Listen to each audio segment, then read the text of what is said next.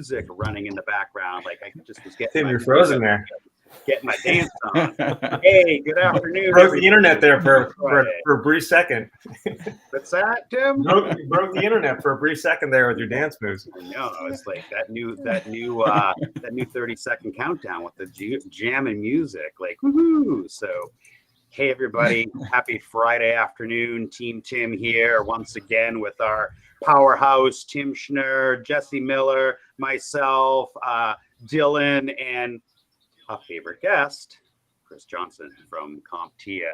Hey, Tim, just say a quick hello. Give us a 30-second Team Tim, and then we'll move right along, and we'll move on to Daryl and everyone else.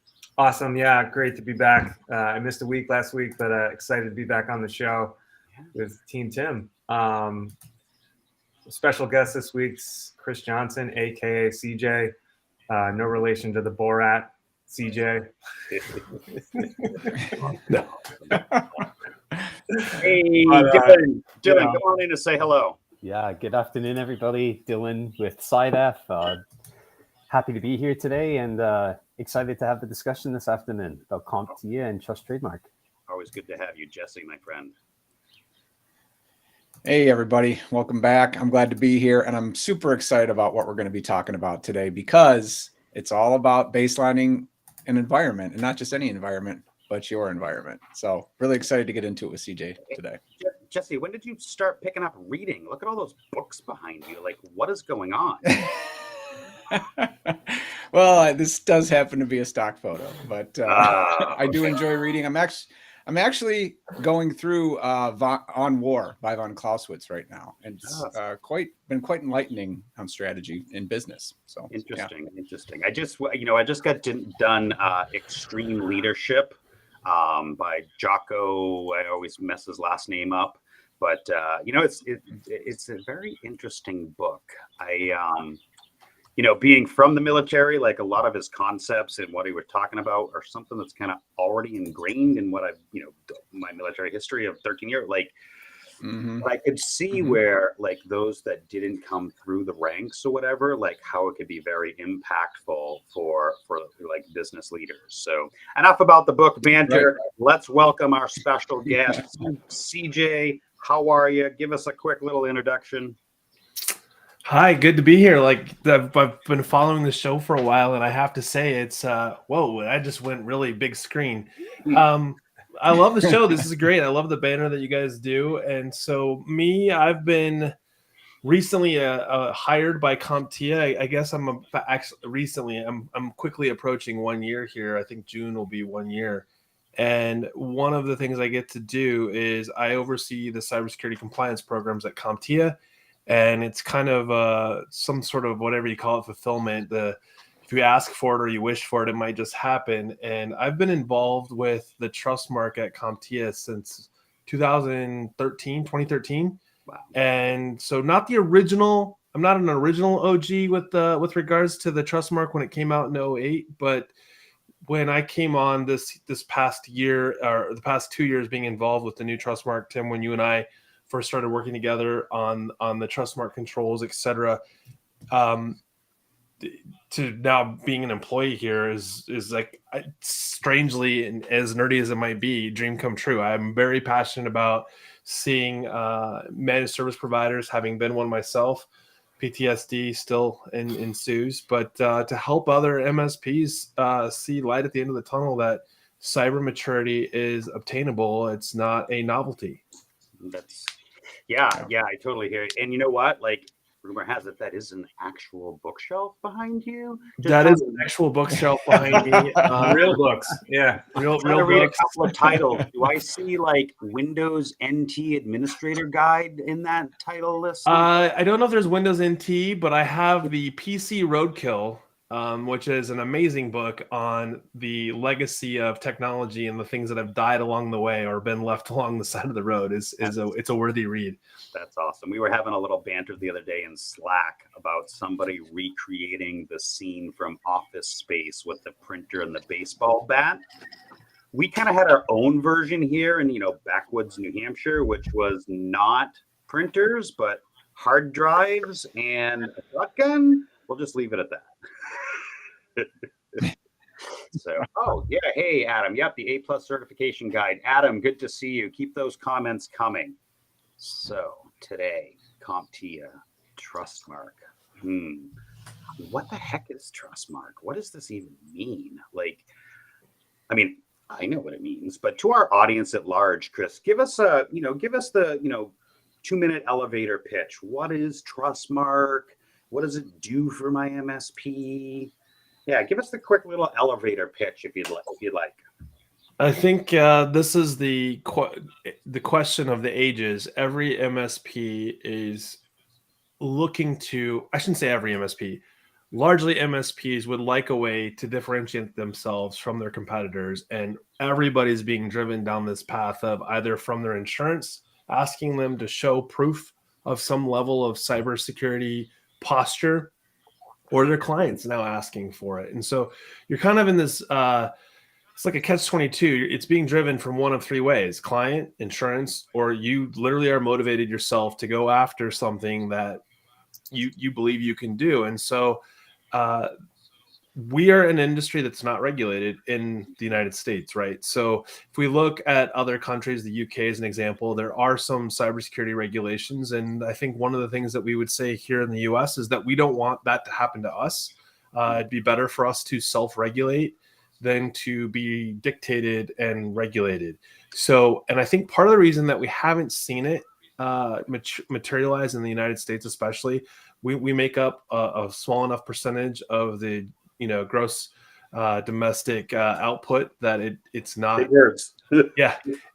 So what it ends up happening here is like, okay, well, if we're going to say we're going to regulate MSPs or solution providers or VARs or however you want to, break it down as to what I qualify as far as my business, well, good luck, right? Good luck regulating something like that. And so one of the things that has come out is the reboot of the Trustmark would be to say, how about you use the Trustmark to show proof that you are an MSP or whatever you want to be called, but you are at least defined from a security standpoint at a minimum of having something like the Trustmark in place, so that at least the security posture is there. How you offer your professional services, well, we can keep that under wraps, right? Like that's your secret sauce, and more power to you. Yeah, that's perfect timing, right? So you said self-regulate, right? So a couple months ago, Team Tim, we were talking about SROs, self-regulatory organizations, right? Yeah. And the White House came out and said, we're going to potentially regulate, not MSPs per se, right? They were talking about software. So the timing's perfect, right? CJ, in terms of, why do we couldn't be better timing. Yeah. Why do we need to do this? Oh, by the way, this Comptia is this perfect organization. It's nonprofit. And they're looking to bring best practices. I know some people don't like to say that, to MSPs, and there'll be a certification process. There'll be an audit process. And, so I think it's awesome. And I'm really glad you're the guy running it, and the timing is perfect. So it takes more than a person to do this. So Comptia obviously is big shoes with a lot of resources here at Comptia, and then the volunteers. Tim and I have been working on this as part of when we built out the control set. That was a year-long process. And as we got closer and closer to, man, we got to wrap this up, at least put some shrink wrap on it and tell people hey, please check it out and tell me that this is reasonable to obtain or to achieve. That was probably the hardest part. I mean, I can tell you that when we came down to the sort of the final steps in the race here, it was, if it's questionable as to whether or not it's reasonably obtainable by the average MSP, at least for today, it probably shouldn't be there, because I mean, Tim and I have talked about this. You get one shot. We get one shot at this. And if we screw this up, then either it's going to go defunct and roll to somebody else, right? Or it just doesn't happen. And we come back at this, a year from now, 3 years from now. And at that point, I think 3 years from now, we may be looking at what does regulation then mean if we don't have something in place. Yeah, I want to back up. Because I love getting into the weeds. I think we can get into the weeds a little bit deeper, right? But let's just start with, you mentioned, we don't have regulations, which is really interesting to me because when you look at like banks and you look at like SEC and you look at financial organizations and all these different verticals in, what'd you say, the gross national product? When you look at all these different verticals in the US, at least, right? All these other industries, well, they do have regulations. Like look at the legal profession, for example, right? So you can go to school, you can get all this stuff, years and years and years of training, but then you have to pass this thing called a bar, right? And the bar is the organization that says you can be a lawyer, right? Right. So making those parallels as an MSP, right? As an MSP, we know like we have access to some very sensitive stuff and some very like private stuff. Like we have the keys to the kingdom, but yet we are the keys. But we're not regulated. Right. You know, you mentioned that like other industries, Tim, and I happen to be in the financial industry, galaxies a long time ago, right? And they did want to self-regulate, and they messed up, right? And they didn't get it right. And the last thing you want is 100 senators telling you how to run your business, how to govern your business. Yeah, right. Well, we just saw it with the FTC ruling that just came out. Actually, it goes live June 9, June 10, and that will impact anybody that processes financials. So if you're selling cars out of what used to be a Pizza Hut and you're providing loans to your customers, you're now bound by a pretty substantial security rule. Well, I mean, FTC doesn't just, Hunter's laptop. Yeah. Thanks, Adam. Right. So exactly. So that's the point. Right. So who mentioned FTC? Was that you, Chris? Yeah. So FTC, like, and we talked about this ad nauseum. I've been yelling at the top of my lungs since December when the changes were announced. It's literally right around the corner, 9, 12, 19 days away, whatever. It's not just car dealerships, right? CPAs, right? Anything in financial matters, right? Point that we're trying to make here is how does this relate to Trustmark? How does this relate to, as an MSP, getting my own house in order, right? And I know I've heard it from a lot of the smaller shops, like, we're going to be put out of business, right? Like, don't try to regulate me. I know what I'm doing. Well, the reality is you might know what you're doing in some very specific pieces of technology and areas of your work, but there's this whole other stuff that, like, not to put them down, but you have blinders on because you just don't know. And when Chris and myself and the other members of the team started to look at, hey, let's put a program in place that can help MSPs build the defensibility, protect themselves, protect their clients. And also let's make it attainable. Like, let's not make it FedRAMP moderate or FedRAMP high, because, that would scare them all away. The point is that not having the government tell us how to regulate ourselves, and by taking this first step as a community, starting to put together, like, we think this is how we should be regulated. Right. And it's obtainable. And we have experts that have been in the space, like Comptia. It's not some run-of-the-mill program that just like showed up last week, right? So, I think, Eddie's got a really good question here. Let's see. Purely focus in terms of their own process, practices, requirements. Sure. So Chris, why don't you take this one? Okay. So I'm going to say this one is, today, it is focused solely on the MSP or solution provider space.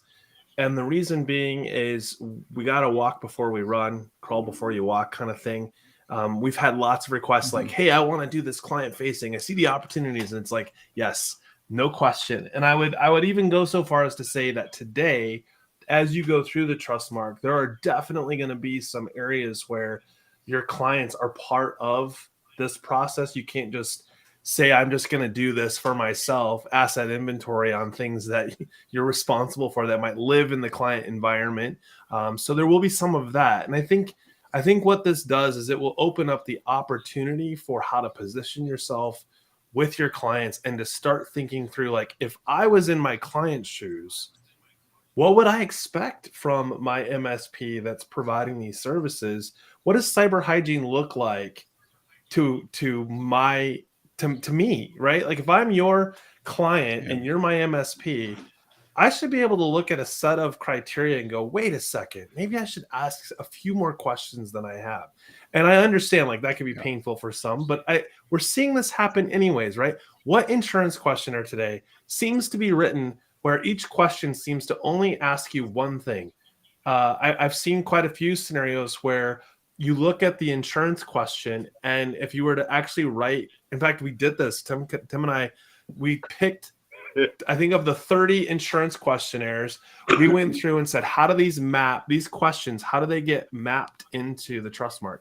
And so one question might be like, I had to solve 9 safeguards completely in order to actually satisfy the question. Now, who is answering the question from an insurance provider going, well, I'm going to put yes here. And like, oh yeah, I should go back and make sure I actually did those 9 things that I needed to do to say yes to this question. Yeah. So getting into the weeds, right? So before, and again, we're going to get there. We have plenty of time, right? So we've established, number one, like as a community, we either need to start putting together the people, process, and technologies to regulate ourselves, or somebody else is going to force us to do it. I personally want to be part of that program to make sure that we are putting the things that are actually attainable for us. SROs, as Tim mentioned, self-regulatory organizations, right? Who better than to lead that charge than the massive organization that Comptia is, both from the community perspective, but also the technical expertise of people like Chris Johnson and myself and others, and the Jason Slagles and so on and so forth, right? So Jesse, before we move on to getting into the weeds, thoughts around the SRO, thoughts around being regulated, any of that kind of stuff? Yeah, a couple of different thoughts that I have. And one specifically is that we as a community, as MSPs, we're the type of community that can do this and can execute it successfully. I mean, the MSP community is a vibrant community. I mean, just go look at the MSP subreddit, right? That is a super active, and I'm on Reddit all the time, and I'm in a ton of different communities, and that's one of the most active, most helpful, and most caring communities that's out there, right? So we can do this. That's number one, and we should do this. And we want something where it's not being dictated to us, like you said, but we're all working as a team and helping each other out. And then number two, going back to what I always tell my clients, right, when I'm helping them build out their security programs, you have to eat your own dog food. It's one of the best ways to, I think it was Chris that mentioned it, start really thinking holistically about an advisor to your clients is to do it for yourself, because it's going to open up all sorts of things that you weren't thinking about. It's the age-old adage that, the carpenter's house is the one that always needs the most repair, right? Because you can do it, but because you can do it and it's so easy, you're like, I'll do that. I'll get to that next week. I got to handle this for my client. And it comes from a good place. You want to help your clients. Right. And so this, to you like, my clients before me, right? And that's a good place for your heart to be. But it's like put on your own oxygen mask before you help others type of thing. So. Exactly. Great points there. Sorry, my screen was a little messed up. I keep getting things popped up in my face. Stop commenting. Actually, feel free to keep plugging those comments in there. We're hoping that we can stump Chris and Dylan and Tim with some of your hard questions, right? Dylan, thoughts on the SRO before we move on? Yeah, I actually had 2 thoughts. And the first one is with self-regulation. I think that brings in a lot of collaboration and education across the board for a lot of people. And that's really empowering, I think, for MSPs. One of the things I was thinking about as well, and that Chris brought up, was from a client's perspective. If for the smaller MSPs, or for maybe MSPs that are reluctant to moving forward in this direction, as a client, it would beg the question, why the reluctancy to change? In an industry where change is happening every single day across the board, I would think our MSPs would be early adopters of it and maybe the leaders in it. So that's kind of where my thoughts go with that. Nice. Yeah. Thanks so much for that. Like change is inevitable. And who better than to lead the charge than to the people actually doing the work and living and breathing it, right? Absolutely. When you get, I hate to say it, when you get politicians and regulators and all that, like you want, like, don't get me into that mess, but when you get into they're going to pick winners and losers, and you don't want that. Yeah. So exactly, that's right. exactly. So Chris, so we started out with who better than to do this and kind of the why behind it. We can talk a little bit more about like the marketability of it, right? So Sure. like, yay, I'm an MSP. I got my badge of honor. Well, okay, no, it's way more than that, right? Right. Yeah, and I think you bring up a good using the term badge. I think that's one of the things that has plagued our industry for a long time. We know that you can't be HIPAA certified because it's not a thing. Yet, how many websites have you been to that says we're certified by something that is in that vein? And it's a sticker, right? I became a certified pastor so I could officiate my daughter's wedding. It took me like 12 minutes and $20. Yeah, and if you want, I can send you a collar after this to really make it official, right? Like, you know, a little. I got the black shirt. I just need the white piece, right? Yeah. So I think the problem with badging is there's nothing wrong with it, but there's a problem with it in the context of what we've seen in our industry, and that is I'm putting the bumper sticker to give you confidence. And while that part is okay, it's when you go a little bit further into this, it's like, why is that sticker important? Or what should I be asking you because I've now seen the sticker? Honk if you love Jesus. We've all seen those, or something along those lines. Is that like the Talk 2 badge I can put on my website? Right. And so something about a badge seems final. And I want to be clear that the Trustmark is anything but final, right? So it's not a starting point and an ending point. It's a journey, and it doesn't ever stop. So we talk about this internally. Wayne came up with sort of the 3 states that you can be in at any given time. Cyber readiness would be like step 1. Then you have cyber aware. Like you're now aware of the gaps and the things that need to be remediated in your organization because you've started through the Trustmark safeguards and said, oh, wow, I didn't realize I wasn't doing that. Or maybe I am doing those things, but I haven't documented them well. So I would have a hard time providing evidence if someone asked for it. I couldn't do it in very quickly. And then the third one is what we call cyber resilient. And cyber resilient is a state that you can fall out of, right? You're not always going to be in a perfect state of cyber maturity. Like it's an ongoing thing. And the example that I was given the other day was thinking of it like the Grand Prix. Cars go around the track however many times. And no matter whether you're in first place or last place, you still periodically stop to change your tires, to fill up the gas tank, to make sure that the safety and integrity of your car is still intact.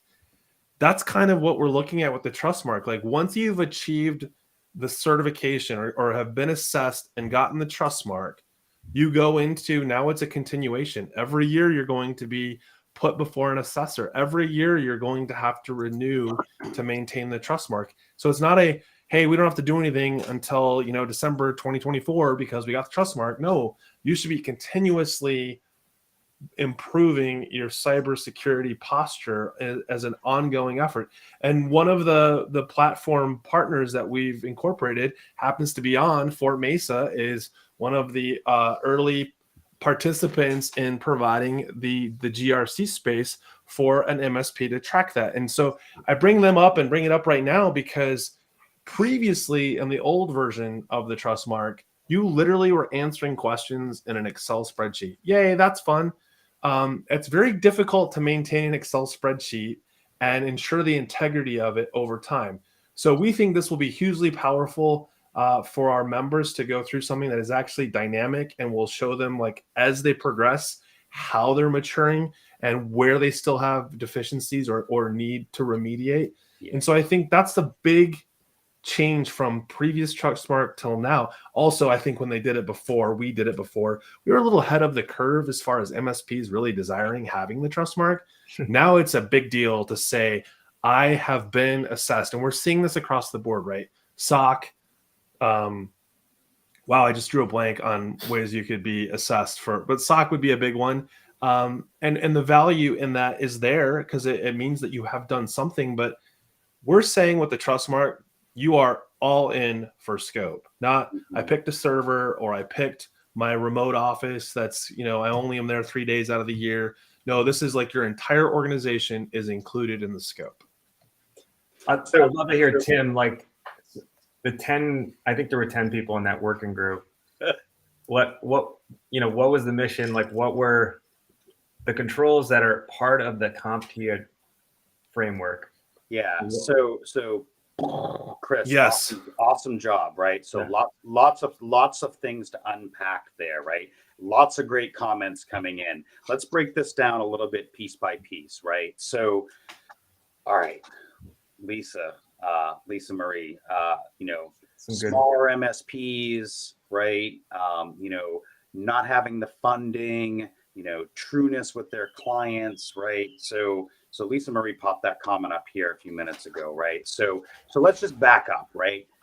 When we look at something like a SOC 2, right? Everybody's asking me, do you have SOC 2, right? And for those of us in the space, we would say sort of industry average for a SOC 2 assessment. Whether or not I agree that's the right thing or not, whatever, though, keep that out. My opinions on that. Like 20 grand and up.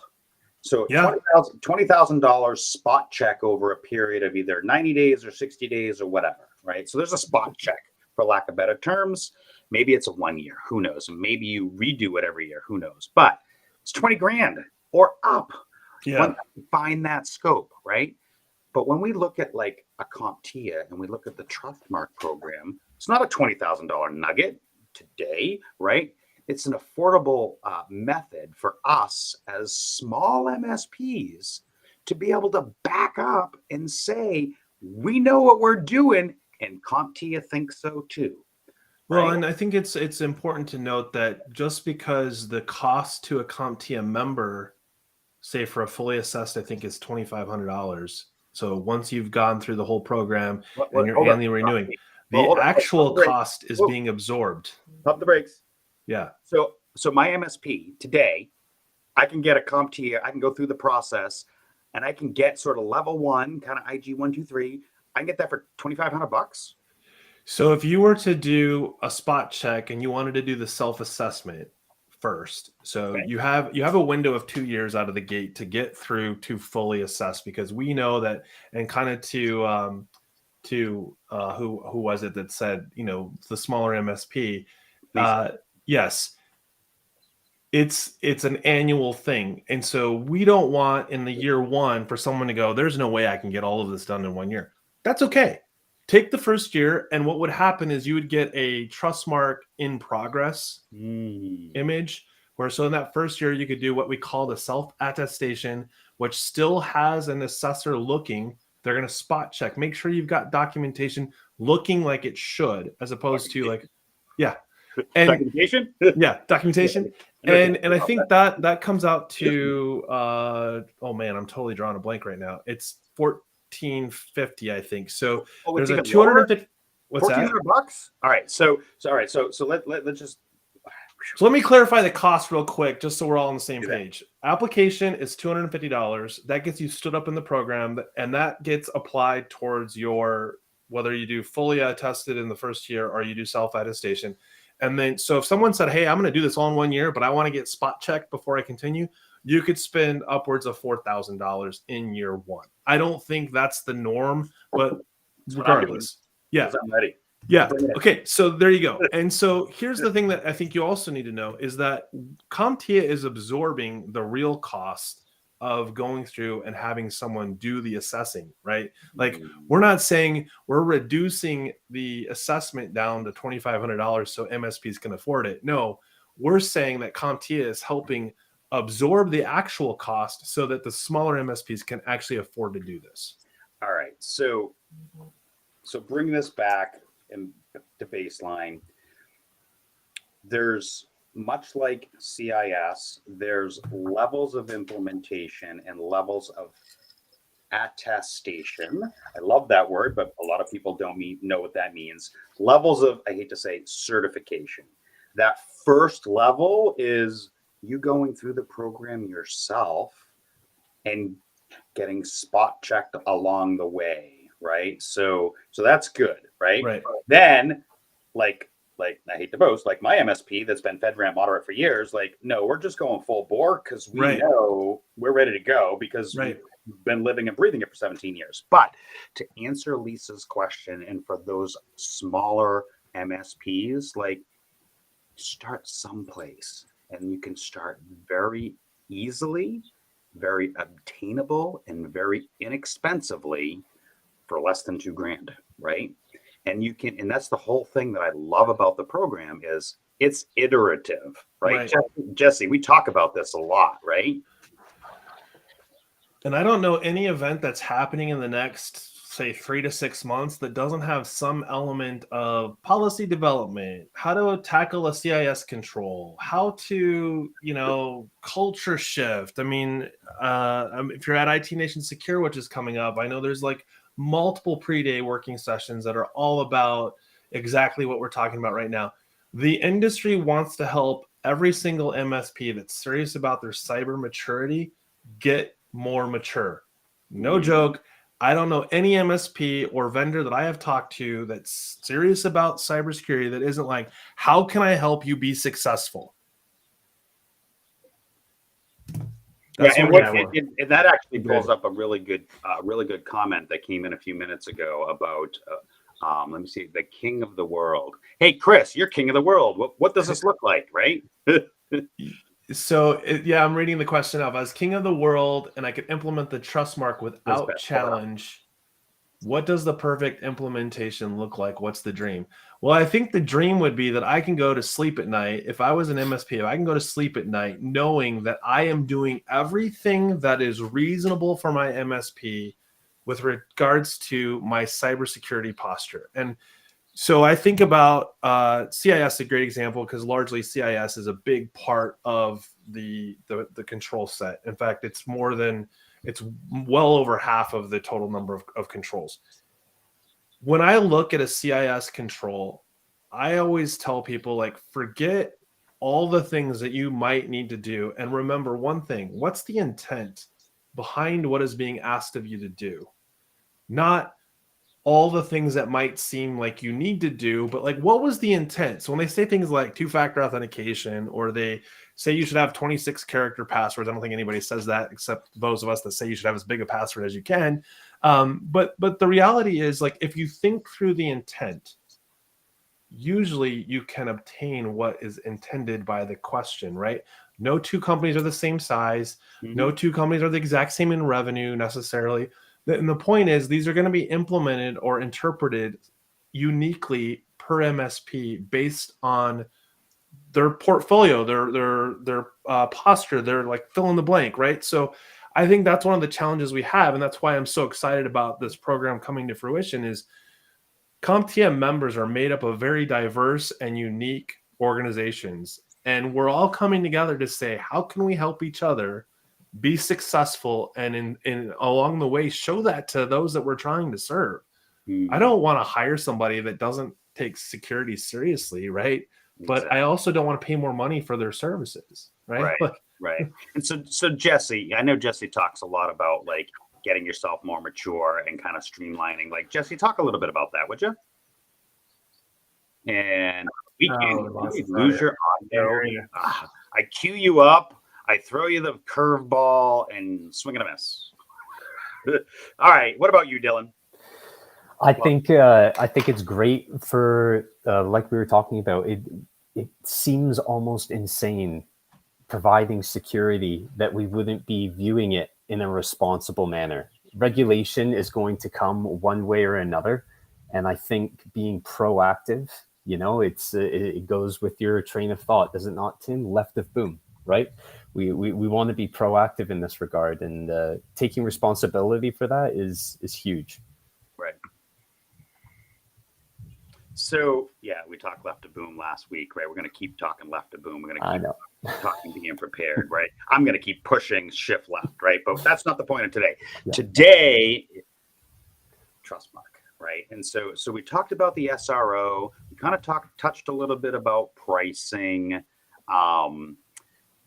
here's a good one. Let's see. Is not understood. Marketing, promoting, nice. Others promoting. So, and I don't know why Keith Nelson's comments aren't showing up in the feed, but Chris, sort of 2 points. Yeah. Like, we talked a little bit about badges, right? So, and Keith Nelson brought up like other organizations are looking for licensing and certifications. Like, make the parallel. Like, my son-in-law trying to become an electrician needs to go through these things to get his journeyman and eventually his master's. Like, we don't do that for MSPs. Now we can, or work towards that. I mean, that you just really said it. I mean, that's the point. So once you've been assessed, that is then recommendation to go before the accreditation board. So the accreditation board would be an independent, unbiased third party that says, through the review of what the assessor found and their recommendations, we're going to give it a little bit of a spot check, if you will, and say that we agree that based on this assessor's findings and recommendations, we want to move them on to being fully accredited. And here's the Trustmark, which means that every year, the only way you can keep it is to continue to be assessed on an annual basis. Oh, wait a minute. Am I hearing throes of CMMC?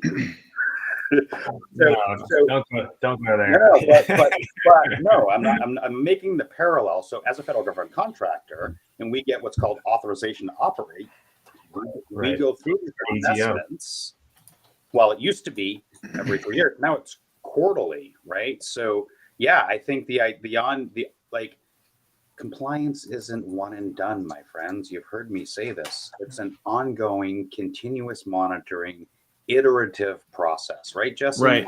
That's right. Yeah, it's I love the fact that you can get started, do a self-attestation, and then move into an ongoing management thing. I have a short farm story if anyone wants to hear it regarding that. So always down on the farm. So the other day we raised a bunch of chickens this year. We had 37 to be exact. And the farmer behind us, I traded him to plow one of my fields for 6 chickens. So in any case, he came to get his chickens the other day. And when we picked up our chickens last year, we over perfected this process. We had to make sure everything was perfect. We got our dog kennels. We put some hay in the bottom, went and picked up our chickens, made sure they were comfortable. Well, the farmer shows up to get his chickens with what? Used feed sacks. So he picks up the chickens, stuffs them in a sack, throws them in the back of his truck, and takes them back to his coop. So the moral of the story is sometimes you just got to stuff the chicken in the sack and get going. That sounds very pleasant. So we had a question here as well. Does Trustmark account for MSPs that work remotely, don't have a brick and mortar building, which a lot of MSPs, right, are remote for sure. But an office at a home on a completely different level from the living space. Clearly CIS controls account for that, right, CJ? This has been, and Tim can attest to this, we've had so many conversations of how do we take what is largely CIS and some other controls taken from ISO 800-171, 853. The best example is this is more about what you do with the environment you do have, not us dictating what environment you need to have. So we're not going to tell you that you need to have a brick and mortar office. I think that if you have a brick and mortar office and everybody works out of that, in some respects, it's a lot easier to navigate because you may only have to have one policy for something like firewall and network security and network access control may be very limited if everything is out of that brick and mortar model. I also know that it's not realistic to say that if you had 15 employees pre-COVID that worked in an office, you sold the building after COVID because you're like, why go back to the office? But now you have 15 locations. Are you going to pen test each one? If I don't know about your experiences with pen testing, but one test is expensive, let alone do 15 of them. Mm-hmm. Wait a minute. Isn't that? Never mind. Don't get me well, and going. then that also gets into some of the areas of where we had to pull back. I think every MSP should have a penetration testing program established. That doesn't mean I'm saying, hey, tomorrow, because you're going through the Trustmark, you should go have a penetration test. That is not what we're saying. Mm-hmm. So it's this balancing act of recognizing that while there are things that you should do or need to do in the future, you're not going to boil the ocean and try and get all of this done tomorrow. And I've had MSPs go, well, can I do this inside of 30 days? Can I get it done in 30 days? Maybe on the documentation pieces, some of it, but I'd argue, how are you going to do reports that really need to see 90 plus days of reporting before you would really have enough evidence collected to actually satisfy what's in there? And no, when you start the program, I don't want the 90 days from before you started the program. I want you to start the 90 days after you engage in the program. So what you're saying is, wait, I'm an MSP. Can't I just put a couple checks in a box and call it done? Yeah, of course. I mean, I think that we should love to say, check the boxes. That being said, we know there are boxes that need to get checked, right? Like, to your point, yes, it is not a checkbox model, but I think that that's also something that if I was looking at the program today, going back to if I was the king and I could do whatever I wanted, I would start with checking boxes. That's the first thing I would do, because what am I already doing as an MSP? I mean, we didn't pick CIS just because. Right. CIS largely is prescriptive and obtainable by MSPs because they do these things. Like, you look at all of the other industries, how do they get done what's in their security rules stack? Oh, wait, they hire an MSP. Yep, they do. In fact, I just, just got it doesn't matter. I was going to say, I just got a reference from a medical company that has a really solid IT team that got a security questionnaire, and their IT team's like, we don't know what to do with this stuff. Sure. I don't have a penetration testing tool. What do I do with vulnerability management? So, the industries at large are getting asked to, are you doing these things, right?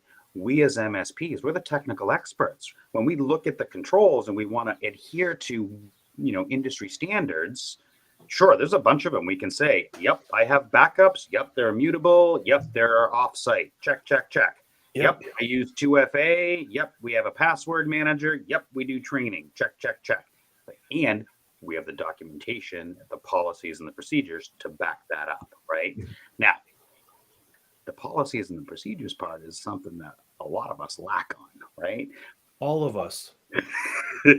just call the kettle black, right? All of us lack documentation. There wouldn't be vendors out there like IT Glue if we were great at documentation. We wouldn't need vendors to create a product to make documentation easy. If only there was something. Sorry, I'm selfless plug. Yeah. So you gotta have CJ plug in. You can't plug yourself. Yeah. So all right. Let's get into the weeds of the controls since we're kind of in this conversation. All right.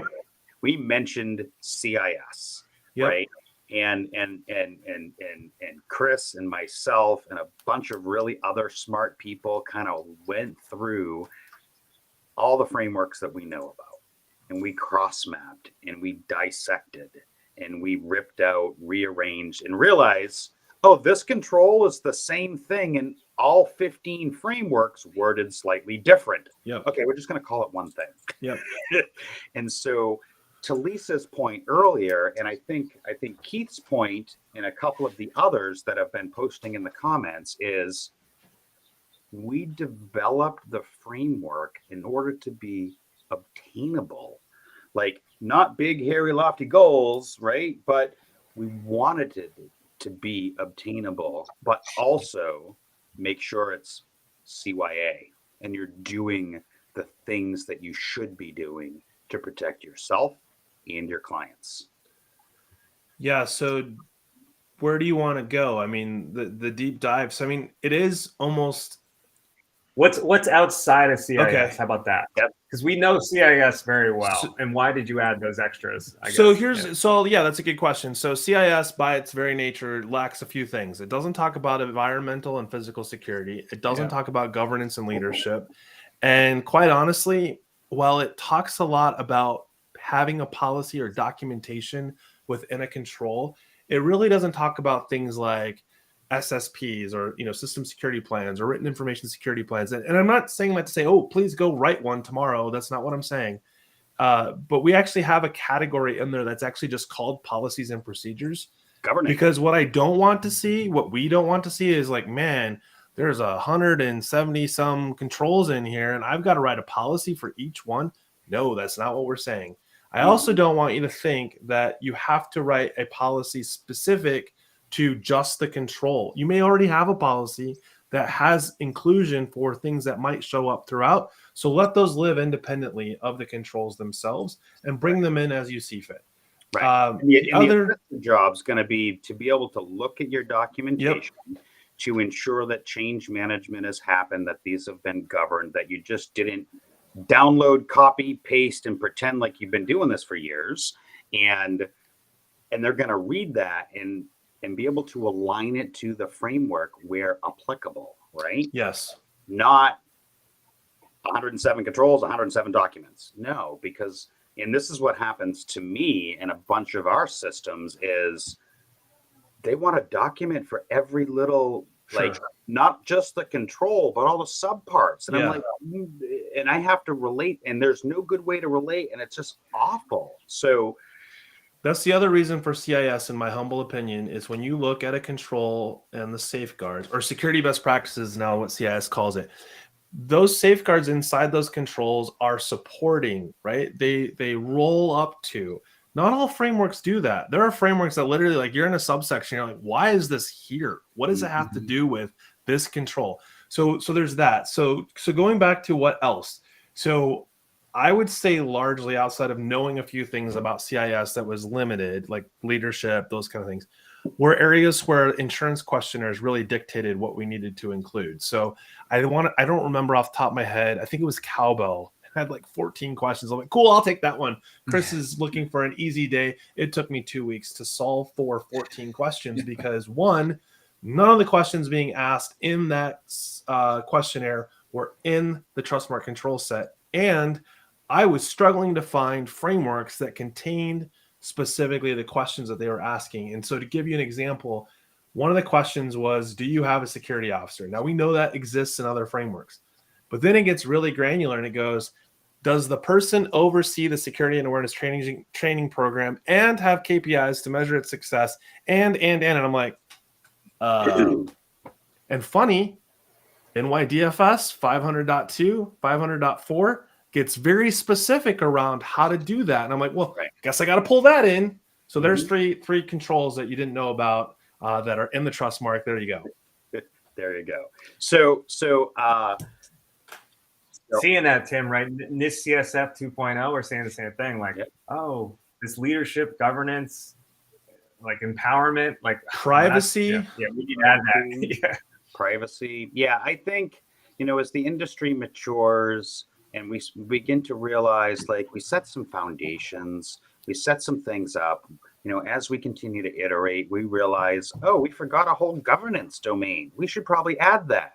Oh, we forgot a whole privacy thing. We should probably add that. And as we grow and iterate, like, this isn't the first version, right? No. This isn't going to be the last version, right?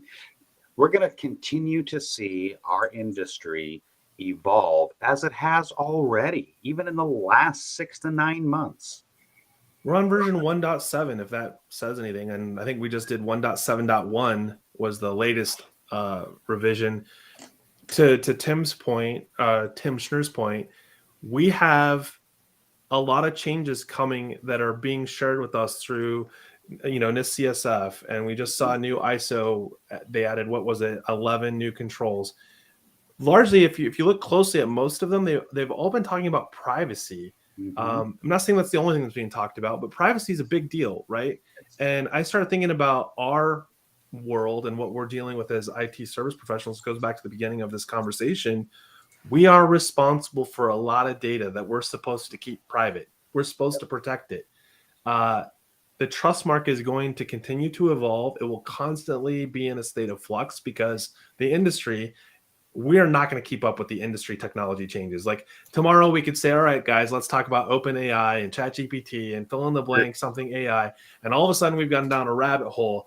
Here's the thing though, if there's current requests in the Capitol today talking about how to regulate potential downsides to ChatGPT and others, what are we doing in the Trustmark or to be Trustmarks where we take into consideration those very same things because we can evolve and adapt far more quickly than Congress can.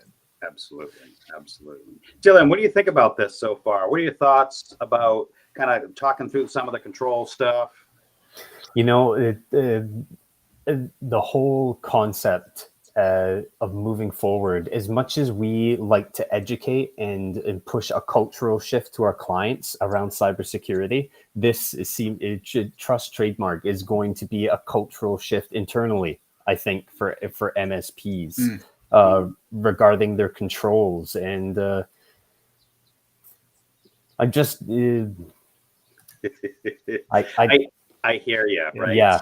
So for those of us that have like started with that corporate culture a decade years ago, right? It's just second nature. So I have to always remember, like, not everybody is where the Jesse, the Tim, the rest of us are here, right? So if I had to you hear me say this all the time, like, start someplace, go get on the wait list for Trustmark, right? Go download start someplace. And so, Tim, what do you think, my friend? No, I got a question for Jesse. Jesse, his big role with these MSPs is he's just advising them how to make money with security, right? So, what do you think, they're going to ask you, what do I think about this Trustmark? So I guess, what do you say to them, and how do they, what's the ROI on this, right? Yeah, that's a fantastic question. I was actually going to turn that around at Chris, but I'm gonna instead of being rhetorical about it, I'm just going to answer your question here. So okay. So the inevitable question you're going to get is, okay, how much time am I going to have to spend on this per year, and what resources are going to be involved? Because I'm not doing that today. Okay, so where's the ROI there? Yeah. Okay, well, of course, there's the intangibles. Being able to prove to your clients that you're secure, helping change that culture, right, Dylan? So when you go through that, that's going to start turning on light bulbs in people's heads. So it's actually partially a cultural reevaluation. Those are two intangible or secondary benefits, I think, about it. But I think the biggest benefit is I know everyone out there is starting to see vendor questionnaires from their clients and from their clients' clients and from their clients' insurance. So wouldn't it be nice to have all those answers ready to go instead of having to have a fire drill every time a questionnaire comes down from your client? And so right there's a huge ROI, because you could have all those answers ready to go, pass them across the table and say, yeah, we're good to go. Maybe clarify a few things, but just having done third-party risk management for many clients in different programs, it's a breath of fresh air when you get a vendor that says, yeah, we're secure. Here's all our answers. I used to be an auditor, and when you got an answer like that, you kind of gave up after lunch. You're like, yeah, these guys seem like they know what they're doing. And so, but the minute you find problems, then you dig in. And so you want to be the former, not the latter. So I think the Trustmark is that, right? So if you have the Trustmark, our goal would be that an insurance questionnaire can be solved by saying, we have the Trustmark, which is why we put so much energy in making sure that the safeguards in there actually address the questions being asked in those questionnaires. Yeah. So, I mean, Tim knows this, right? So if you want to sound like a real security, like you've got your house in order, they're like, oh, let me see your Trustmark. You're like, all right, sign an NDA. Yeah. Oh, I want to see your stock too. Nice. You're like, love it. Yeah. For your eyes only, we're going to use a special platform, and you might get a peek at my stock too, right? Because you're basically like, I know my stuff. I'm going to posture at you. I'm going to look at you, right? Love it. Well, but so to bring that back to the insurance questionnaire, Chris, right? Yeah.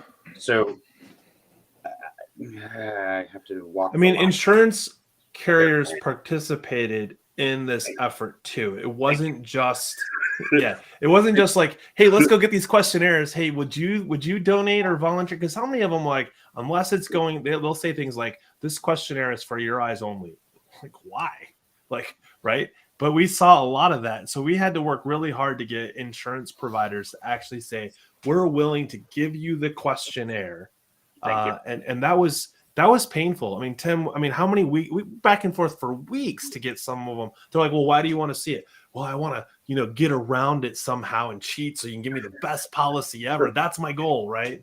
No. Right. No, and thank you for saying that, because I'm trying to walk the line on what I can and cannot say here, right? So, yes, insurance companies took part of the work group that we had last summer putting this together. So, with the goal being to answer your question, Jesse, like, yeah, Mr. Insurance Cap, here's my Trustmark. Or when your client's insurance carrier asks you, like, we're seeing third, fourth, fifth party risk going downstream on, like, every security questionnaire that I filled out in the last year has asked, are you using a managed or IT service provider, and what are they doing, and a bunch of other stuff. Now, as an ITSP or an MSP, I can be like, sure, sign my NDA and look at my Comptia Trustmark. Yeah, and think about these Right. two situations here. Okay, one is the insurance company asks for the MSP's information from a client, and you give it to them. You have it all right, and the client has not done some things you want them to do. It's an easy conversation now to say, okay, we need to get those initiatives moving forward. But what about the other way? You've been pitching security to your clients for a year, gotten them to do all this stuff, and then the insurance company asks you what you're doing and you fail. How does that look, right? So you do not want to be in that situation. You want to be in the situation where you don't want to be the ahead shoe of the game. cobbler. Yeah, that's right. I just got an interesting comment actually DM'd to me in LinkedIn, right? And it was around the community aspect, right? And I don't know, Chris, I don't know if we've discussed this, and maybe it's on the roadmap, but the concept is great. We have 1,000, 10,000, 5 million trust-marked MSPs. And then an incident happens, because we know it will. Is that community available? Right? How does that community then going to help us respond? Like, I'm a Trustmark member. I just got blown up. Can y'all help me? Like, talk a little, because we know Comptia is big on community, right? We know we have the ISO. We know we have a bunch of things. Like, does Comptia and Trustmark play into that? Yes. So Comptia has stood up what's called ERT, or Emergency Response Team.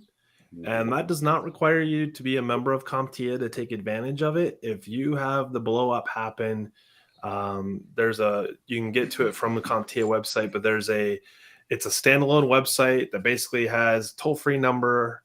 It will route a call. It'll find first available based on region. So, and you should see more of that getting broadcast through the news outlets here in the next few weeks, because it's still kind of, some of the pieces are still being stood up. But yeah, it's a very active group. You mentioned some of the names that are participating in that. I have leveraged it on behalf of a client not too long ago. It was tied to the pig butchering scam. If you're not familiar with it, they go get you to invest in a cryptocurrency on a legitimate crypto exchange, that when you go to pull your money out, suddenly there are all of these fees and taxes, and all of a sudden you have to put more money in to get money out. And now the $1 million that you put in there, that's grown to say 1.5 or $2 million. Well, it's going to cost you $300,000 to get it out, and you still can't get it out because they're never going to give it to you. Right. So, oh my goodness, head explodes. Yep. Coming to the top of the hour. We could talk this stuff all day long. I think it's extremely important. Tim Schnur, parting words. Parting words. So I know we only got a couple seconds, but next week is a Thursday call. Brian Gillette's coming back on. We're talking about, security sales and concepts and stories and anecdotes. Jesse will have some great ones, I'm sure. Awesome. Dylan, thoughts, parting words, leave us with a golden nugget for Comptia. Yep. And Trustmark. My thoughts, especially after hearing Jesse talk about his experience with clients, is it seems like the market is asking better of us. It's asking more of us, and as security providers, I don't think we should be reluctant to deliver that at all. And I think it's an opportunity to rise to the occasion, as we say, and that's where I see the real value. And as we've reiterated the first point, rising to the occasion kind of seems daunting, but the trust trademark is the great first step. It's the one tree as we begin to clear the forest, and that's where I see the real value in it. Awesome. Jesse, parting words, my friend? Stuff the chicken in the sack. Go get on that waiting list. I don't know. Chris, can you follow that up with anything better? I cannot follow It's it. a hard I will act to just say follow. this is a global initiative. So this isn't tied to the United States. It's not specific to North America. It is a global initiative. So I think it's valuable to everybody. Awesome. So what you're saying is I can get my chicken nuggets globally and I can get a Trustmark to go along with it. Hey, thanks everybody. I'm Tim Golden from Compliance Risk here with Tim from Fort Mesa, Team Tim, Jesse, Dylan, Chris, always great. Look forward to next Thursday. What time, Tim? 3:00? 3:00 next Thursday. Yeah, so I won't be there, but that's okay. Next Thursday, 3:00, go join half of Team Tim and learn about some selling some stuff. Do the like, comment, share, tell your friend thing, and thank you so much, everybody. Have a great rest of your weekend. Thanks, everyone. Enjoy the weekend.